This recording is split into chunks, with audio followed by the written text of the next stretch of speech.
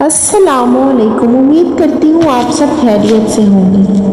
مولوی اور حافظ قرآن لڑکی اور طوائف کا واقعہ ایک ایسے دل خراش اور فکر انگیز معاشرتی مسئلے کی عکاسی کرتا ہے جس کا سامنا ہم اپنے معاشرے میں آئے دن کرتے ہیں۔ مولوی صاحب ایک نیک اور دیندار انسان تھے جنہوں نے بچپن سے ہی قرآن پاک حفظ کیا اور بعد ازاں ایک مسجد میں امامت کے فرائض سر انجام دیتے رہے۔ وہ اپنے علاقے کے لوگوں میں عزت کی نگاہ سے دیکھے جاتے تھے اور لوگوں کی مذہبی رہنمائی کے لیے ہمیشہ موجود رہتے تھے۔ ان کی زندگی نہایت سادہ اور دین کے اصولوں کے مطابق تھی۔ مولوی صاحب نے اپنی پوری زندگی کو دین کی خدمت کے لیے وقف کیا تھا اور ان کی سب سے بڑی خوشی یہ تھی کہ لوگ ان کے ذریعے ہدایت پاتے تھے اور قرآن کی تعلیمات کو اپناتے۔ ان کے دل میں ہر انسان کے لیے محبت تھی، چاہے وہ کسی بھی طبقے سے تعلق رکھتا ہو۔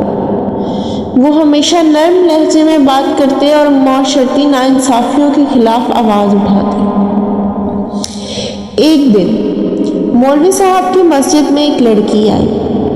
وہ نہایت غمگین اور فکر مند نظر آ رہی تھی۔ مولوی صاحب نے اس کی بات کی تو معلوم ہوا کہ وہ ایک حافظ قرآن ہے، لیکن اس کا تعلق ایک ایسے خاندان سے ہے جہاں اس کے لیے دین کی پیروی کرنا نہایت مشکل ہو گیا تھا۔ لڑکی نے مولوی صاحب کو بتایا کہ اس کے گھر والوں نے اسے قرآن پاک حفظ کرایا، لیکن اس کے بعد وہ اسے اس دنیا میں دھکیلنے لگے جس سے اس کا دل اور روح بیزار تھے۔ اس کی زندگی میں ایک ایسا واقعہ آیا کہ وہ گھر والوں کی زبردستی سے ایک ایسی جگہ چلی گئی جہاں اس کے لیے دین پر عمل کرنا ممکن نہ رہا۔ اس کی زندگی میں اندھیرا چھا گیا اور وہ اللہ سے مدد کی دعا کرنے لگی۔ ایک حافظ قرآن لڑکی کو دنیا کے طوفانوں نے گھیر لیا تھا۔ اس کے گھر والوں نے اسے ایک طوائف کے گھر بیچ دیا تاکہ وہ اپنے قرضوں کو اتار سکے۔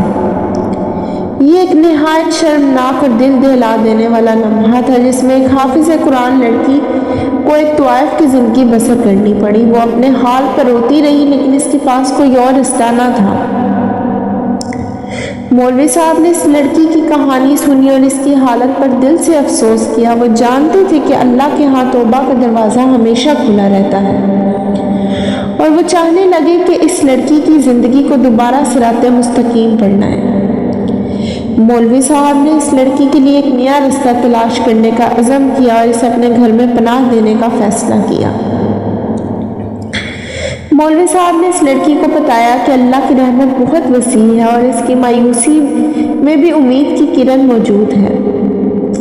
مولوی صاحب نے اسے کہا کہ وہ اسے ایک ایسی جگہ لے جائیں گے جہاں وہ اپنی زندگی کو نئے سرے سے شروع کر سکے اور جہاں وہ اپنی گمشدہ عزت اور ایمان کو دوبارہ حاصل کر سکے۔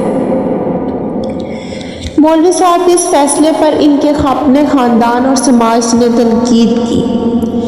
لوگوں نے کہا کہ ایک طوائف کو اپنے گھر میں پناہ دینا ان کے لیے باعث شرمندگی ہوگا اور مولوی صاحب کو بھی بدنامی کا سامنا کرنا پڑے گا، لیکن مولوی صاحب نے ان سب کی پرواہ نہ کی، کیونکہ وہ سمجھتے تھے کہ یہ ان کا دینی فرض ہے کہ وہ کسی بھی انسان کو اس کی کمزوریوں کے باوجود سیدھے راستے پر لانے کی کوشش کرے۔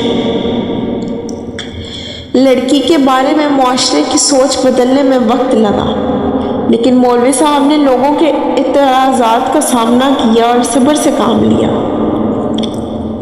وہ جانتے تھے کہ یہ ایک آزمائش ہے جس میں ان کا صبر اور ایمان مضبوط ہوگا۔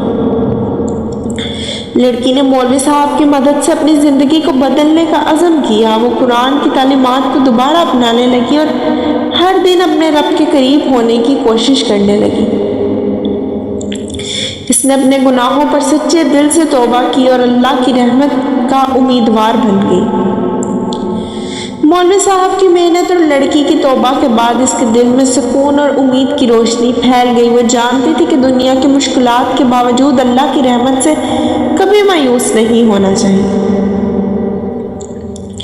یہ واقعہ ہمیں یہ سبق دیتا ہے کہ کسی بھی انسان کے لیے گمراہی سے واپسی کا رستہ ہمیشہ موجود رہتا ہے۔ مولوی صاحب اور حافظ قرآن لڑکی کی کہانی ایسی مثال ہے جس میں ہمیں معافی، صبر اور انسانیت کی اہمیت کا ادراک ہوتا ہے۔ ہم سب کو چاہیے کہ ہم کسی بھی انسان کے بارے میں جلد بازی میں فیصلہ نہ کریں اور اسے بہتر رستہ دکھانے میں مدد کریں۔